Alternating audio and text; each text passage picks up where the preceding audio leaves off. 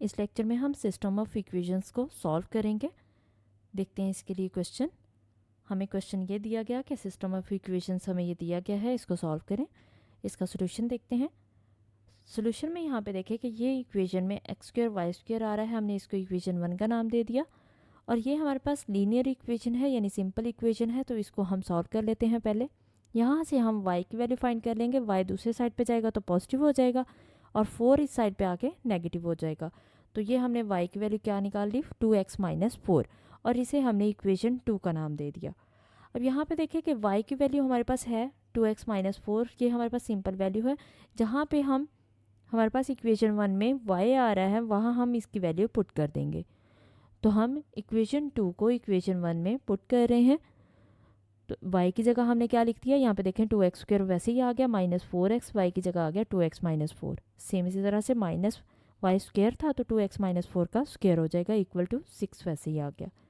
अब हम इसका स्क्वायर एक्सपेंड कर देते हैं और इसकी ब्रैकेट को भी एक्सपेंड कर देते हैं। 4x अंदर मल्टीप्लाई हो जाएगा तो ये हमारे पास आ जाएगा, और इसका square a - b whole square से एक्सपेंड करेंगे इसको, a का स्क्वायर प्लस b का स्क्वायर माइनस 2ab।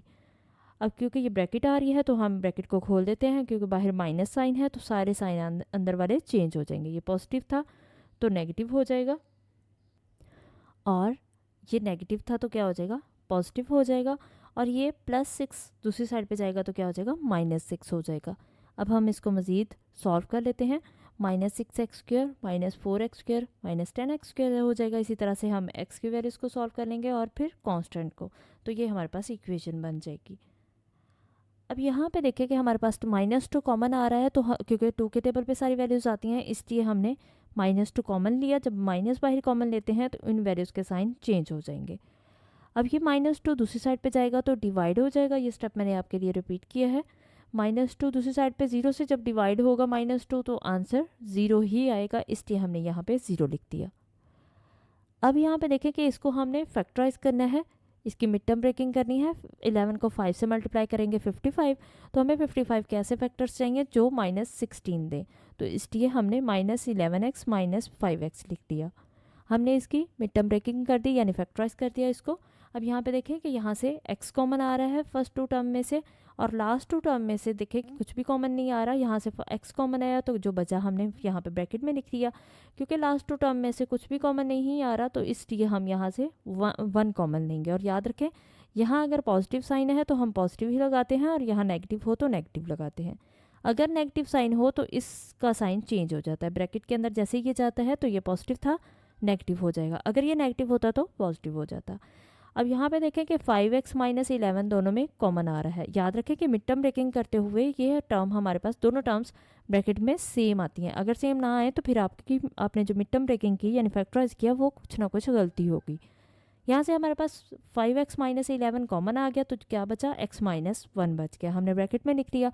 अब दो ब्रैकेट्स का प्रोडक्ट इक्वल टू 0 है। ये कब होता है, जब इनमें से या तो फर्स्ट वैल्यू इक्वल टू 0 हो, फर्स्ट ब्रैकेट 0 हो, या फिर सेकंड इक्वल टू 0 हो, या फिर दोनों ही 0 के इक्वल हों। तो यहाँ से हमारे पास x की वैल्यू कितनी आएगी, -11 जब दूसरी साइड पे जाएगा तो पॉजिटिव हो जाएगा, और ये 5 है इधर मल्टीप्लाई हो रहा है, दूसरी साइड पे जाएगा तो डिवीजन में आ जाएगा। और x के साथ ये -1 था, जब हम इसको दूसरी साइड पे लेके जाएंगे तो क्या हो जाएगा, 1 हो जाएगा। तो ये हमारे पास x की दो वैल्यूज़ आ जाएंगी, x = 11/5 और x = 1। अब हम ये x = 11/5 और x = 1 इक्वेशन 2 में पुट करते हैं, क्योंकि ये हमारे पास x की वैल्यूज़ आ गई हैं। हमें अब चाहिए y की वैल्यूज़। तो y की वैल्यूज़ के लिए हम सबसे पहले पुट कर लेते हैं x = 11/5।